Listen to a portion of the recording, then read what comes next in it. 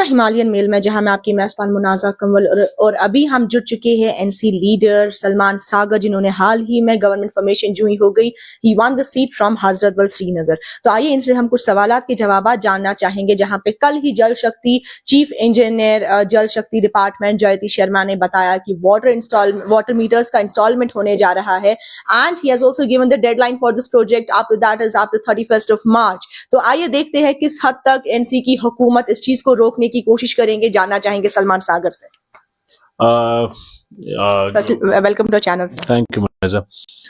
जो आप water meter installation की बात कर रहे हैं, तो जैसा कि ऑलरेडी चीफ स्पोक्स पर्सन ने हमारे कहा है, जो ऑनरेबल एमएलए भी हैं जटीबल से, तो विल इंश्योर कि मीटर्स ना लगे। और जहां तक अनाउंसमेंट की बात है, कुछ ऑफिसर्स अभी भी इस नोशन में है कि ये जो प्रीवियसली यहाँ जो चलता था सिस्टम, ऑफिसर अपनी लेवल पे खुद ही बोलते थे, तो उनको रिस्ट्रेन करना चाहिए ऑफिसर्स को। We respect them, we have all regard for their positions, but at the same time they must understand there's elected government in place, there are ministers, and there is a cabinet, then there are MLAs, then एक system है governance का, तो they should restrain, चाहे वो कोई भी officer हो।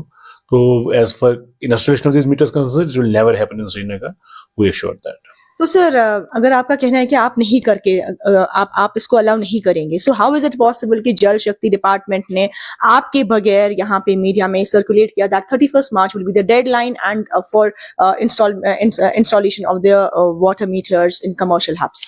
देखिए, कमर्शियल हब्स में क्या आपसे नहीं बोला गया था?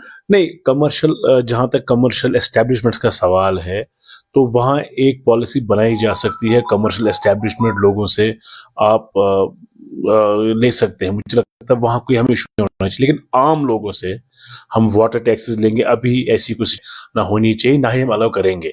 तो अगर एक पॉलिसी बनती है सरकार की, अगर उसमें कुछ एडिशन होता है, कमर्शियल एस्टेब्लिशमेंट के टैक्सेस लेने हैं, मैं समझता हूँ उसमें मुझे कोई आपत्ति नहीं है, अगर मेरी जाती राय ये है। बट आम लोगों से वाटर टैक्स देना, we will not allow that, that will not happen.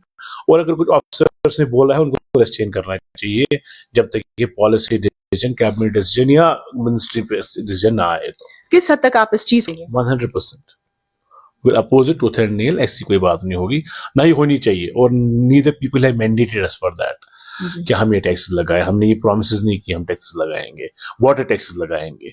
जो जायज है वो करेंगे, जो मुझे नहीं लगता ये जायज होगा इस वक्त, क्योंकि हमारा मैनिफेस्टो अलग है। इन चीजों पे मैं नहीं समझता कि ये कॉम्प्रोमाइज करना चाहिए। So you talk about your electoral manifesto, जो आप लोगों ने इलेक्शंस में लगाया हुआ था, बनाया हुआ था rather to say it, और उसके बाद ही आपकी हुकूमत जीत गई और आपकी गवर्नमेंट फॉर्मेशन में है। तो आप मुझे बोलिए, रिसेंटली बयान आ गया कि यहाँ पे स्टेट है ये नहीं है, और उससे पहले जब हुकूमत थी, वो पहले भी चीफ मिनिस्टर चुके हैं और तब स्टेट थी, तब उनके हाथ में सारा था। तो उन्होंने बताया कि रेस्टोरेशन तब तक यहाँ पे आर्टिकल 370 का भी हमें सोचना बहुत इंपॉर्टेंट है, both are important, but there are some points in electoral manifesto which can't be completed till we will not get statehood. तो फिर क्यों इलेक्टोरल मैनिफेस्टो में वो पॉइंट्स लगाए गए जब वो वादे पूरे नहीं किए जाएंगे? देखिए, हम थोड़ी ना बोलते हैं स्टेट कल नहीं आएगी। स्टेटहुड का हमारा डिमांड है और हमने स्टेटहुड का ही किया हुआ है। तो we expect state in next, और may be in monsoon session, और may be in December session. तो इस साल में चाहे मिड बात में आखिर में स्टेट आएगी, तो हमारे पास 4 साल के करीब, 3.5 साल के करीब, 4 साल के करीब, 4.25 साल के करीब होंगे अपना मैनिफेस्टो ये करने के लिए। तो अगर आप कह रहे हैं कि आपने प्रोमिसेस किए, हमने स्टेट को माइंड में रख के प्रोमिसेस किए हैं, ये जान के कि हम भी यूटी में हैं, लेकिन उम्मीद है कि prime minister, honourable home minister of India ने पार्लियामेंट की फ्लोर पे कहा है, लोगों से कमिटमेंट किया हुआ है। ये कोई आम आदमी कमिटमेंट नहीं कर रहा है, ये मुल्क का प्राइम मिनिस्टर कमिटमेंट कर रहा है।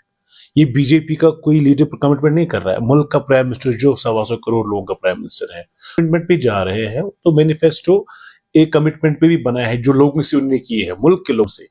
तो हमने उसको नजर में रखते हुए, कॉन्स्टिट्यूशन में रखते हुए मैनिफेस्टो बनाया हुआ, और हमें यकीन है स्टेट आएगा और आना भी चाहिए। उसके लिए लोगों ने मैंडेट दिया हुआ और वही सही भी होगा। सर, बजट सेशन चल रहा है इस time, finance minister Nirmala Sitharaman ji वहां पे प्रेजेंट कर रही है बजट 2025 को, तो आप इसको किस नजर से देखते हैं? आम शहरी के लिए कैसे ये हाउफुल फॉर अस?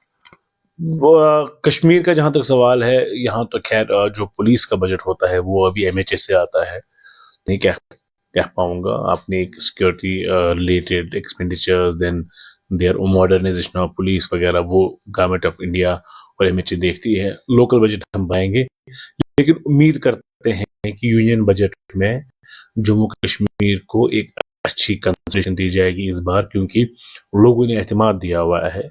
जिस भी पार्टी को दिया, हमें दिया है, जम्मू में एक दूसरी पार्टी को दिया हुआ है, सारी ज्यादा है। मुझे पूरा यकीन है प्राइम मिनिस्टर खुद एक बहुत बड़ी जीत के बहुत बार बार जीतते आए हैं। वो समझते हैं लोगों का क्या रुझान रहता है इसका, जब वो कमिटमेंट्स करते हैं।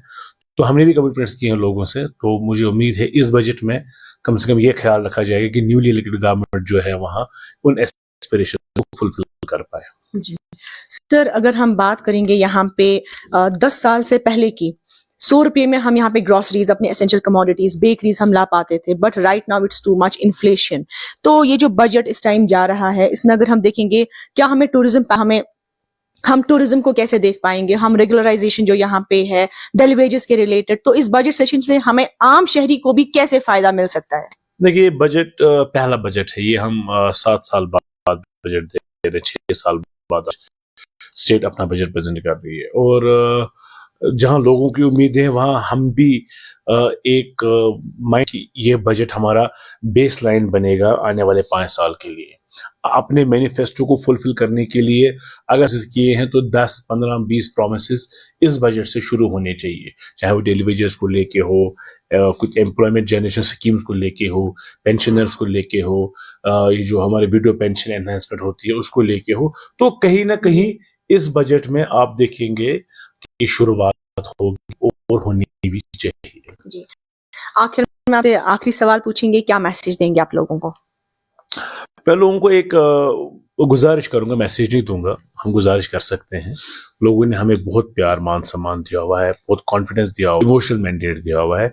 हमें लोगों का सपोर्ट चाहिए। हमें पता है एक्सपेक्टेशंस बहुत ज्यादा हाई हैं, एक्सट्रीम हाई एक्सपेक्टेशंस हैं। हमें वक्त चाहिए और सपोर्ट चाहिए।